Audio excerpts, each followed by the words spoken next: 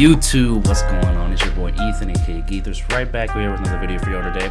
And in this video, I'm going to be going over the Immanuel Quickley, RJ Barrett, and OG Anunoby trade. It's been about a week since it happened, so I wanted to take a week, give it some time, see how everything looks, wait for everything to come out before I really made a video on it. And of course, I wish everybody Merry Christmas, Happy New Year's. Trade Ball over here at Trade Ball Podcast, we took a little bit of a break between this over the past couple weeks. Everybody can, back to the swing of things, and we're gonna be more consistent. And this coming new year in 2024, it's gonna be a lot of Trade Ball podcasts. You're gonna see a lot of us, so look forward to that. But without further ado, before I get into this, can y'all make sure y'all like the video, subscribe if you're new. Go over to my Geethers personal channel, subscribe over there. And if you're watching this video on there, go over to the Trade Ball Podcast and subscribe and watch and like the video over there as well. We appreciate all the support. It helps us grow and helps make more videos, more basketball talk for you guys. So without further ado, let's get into this. So, trade details were as follows. You had OG Anunoby and Immanuel Quickley. The main pieces going over to the Raptors, and OG Anunoby going over to the Knicks, and Immanuel Quickley and RJ Barrett going over to the Raptors. Those are the main parts. The Raptors also got a second-round pick out of this, and there was a couple other pieces. I believe Precious Achiuwa, and let me see. And Precious Achiuwa was another kind of big part of that trade because, of course, we don't have Mitchell Robinson for the rest of the season. Same way, meaning the Knicks don't have Mitchell Robinson the rest of the season. So because of that Precious Achiuwa is just another guy that you can bring in, and you have another center on the team. You also got Malachi Flynn. He can be a guy that can maybe give you something. You never really know. But that's the main part. Those three players: OG, Precious Achiuwa, and of course Malachi Flynn for Immanuel Quickley, RJ Barrett, and that second-round pick. Now, when this trade first came out, there were very mixed opinions on it, to where who won the trade, who lost the trade. Did the Knicks get fleeced? Did the Raptors get fleeced? Who knows? And I'm here to tell y'all, I believe this is a win-win trade. Now, do I think that the Raptors should have pulled the trigger on this sooner? Maybe a year ago? Yes, because there are reports 3 first-round picks for OG. But it seems like the Raptors just want to do a retool, not really a full rebuild. So if you just want to do a retool, Immanuel Quickley and RJ Barrett, it's not a bad package to get back for a guy like OG Anunoby, who is on his last year of this deal. Now, they should have done the trade a year ago, in my opinion, but considering they did wait and they got this when he's an expiring contract, I think that's a W.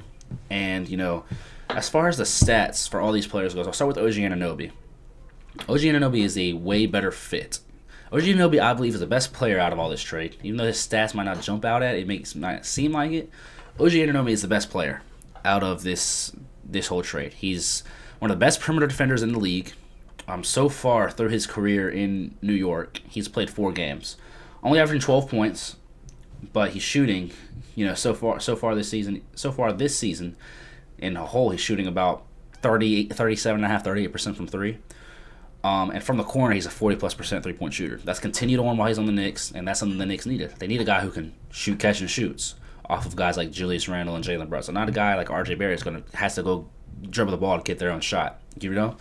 And he's also a guy that's going to play defense. He makes their defense even better. And a Tom Thibodeau-led defense that's always going to be decent, right? They haven't been the best this year, but he brings another element to their defense that they didn't necessarily have before, with RJ Barrett in that starting lineup at least.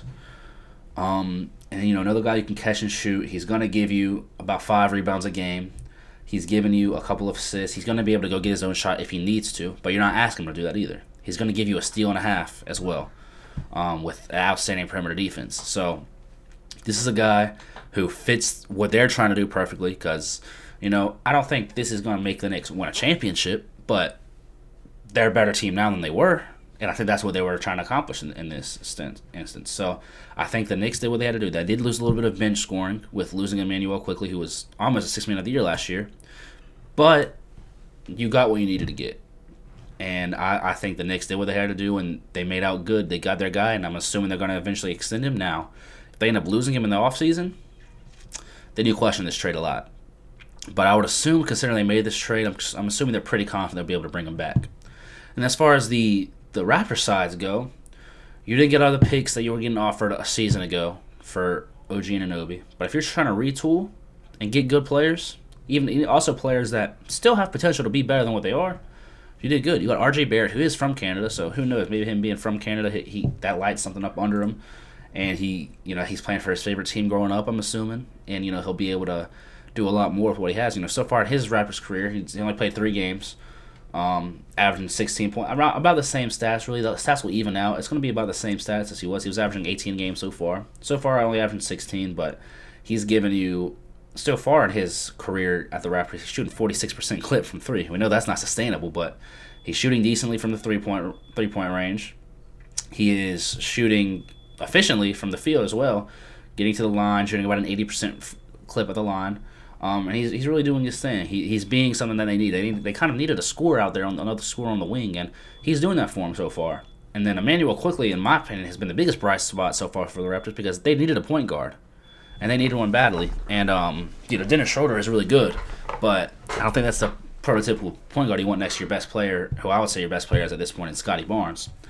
And so far, Immanuel Quickley, he's starting. He's going to be a full-time starter. He started all 3 of the games he's played. He's averaging 20 a game, averaging 5 assists. I'm not doing too much on the defensive side, but when Immanuel Quickley wants to, he can lock up and play some defense. And his shooting slips are outstanding, shooting 44% from 3, 40% from the field. So not the best from the field, but his 3-point shots are falling, and averaging about 5 assists a game, 5 rebounds a game, 20 points in a starting role. And I feel like Immanuel Quickley as well is one of those guys that you want to have next to Scotty Barnes. He's one of those guys that he can still continue to improve, continue to be better, but he's a guy that can work with the ball in his hands. Well, doesn't have to work in the ball with his hands. That's the same thing with Scotty Barnes. Scotty Barnes is a point forward type player who he works well with the ball in his hands and have somebody to play off of, but he can also play off of somebody else too. And that's the type of point guard you need next to him as well, and it works. So they've been fun to watch, and we're assuming that Pascal Siakam's going to get traded too. I would hate for them to lose him for nothing. And Pascal Siakam's a really good player. I still feel like you can get, even though he's in his last year of his deal, you can still get a lot out of Pascal Siakam. And if you're wanting to retool, you can probably get some decent players out of him too. Like I said, you can definitely get picks out of him and some young guys, but you can get decent players too to retool around Scotty Barnes. And I like it for both teams because at the end of the day, it's a win-win trade because both teams got what they wanted, right? And if I were to give each team a grade, I'd probably give them a B+ for each, or around a B plus to each.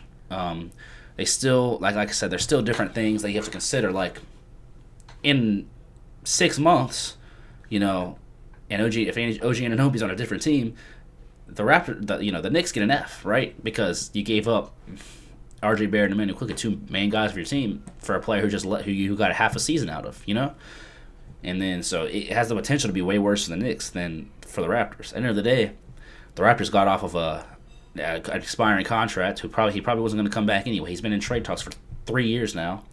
You got off that contract. You traded up. You got it off the books, and you brought in guys who are locked up. Or at least R.J. Barrett's locked up for a foreseeable future. Immanuel Quickley is going to be getting paid this offseason, but I'm assuming they'll be able to pay him, and they'll probably offer him a decent amount of contract. And Knicks didn't want to offer him that much money. That's why they traded him too, because at the end of the day, you lost some bench production from him, but they probably weren't confident in being able to bring him back, because another team that has money was going to offer him a lot more money than the Knicks would be able to offer. So I think every team did what they had to do. Both teams like what they got out of each team. The Knicks are looking very, very good with him in their lineup. I want to continue to see that. And then the Raptors have been looking pretty fun too, and they look good. And they got 2 young guys who they can build on. And who knows, maybe R.J. Barrett or Immanuel Quickley eventually becomes an all-star for them. And then you're looking at this trade way differently for the Raptors. So hope you all enjoyed this video. Like I said, Trade Ball, we're going to be back with another episode next week. Took about almost a month break from podcast because traveling for Christmas, traveling for New Year's Eve this week. College is starting back this week, so I know RJ and Jalil are both traveling today. I'm recording this on a Sunday, and Sunday is when we usually drop. Sundays is usually when we record the podcast, so they're doing a lot of traveling, so we're not able to record it today either. But we'll be right back at it next week and having podcasts every week for y'all in the future. And so like I said, y'all stay tuned for those, and hope y'all enjoyed today. Like I said, leave a like, subscribe if you're new. Drop a comment down below how you feel about the trade, and I appreciate y'all for watching. Peace.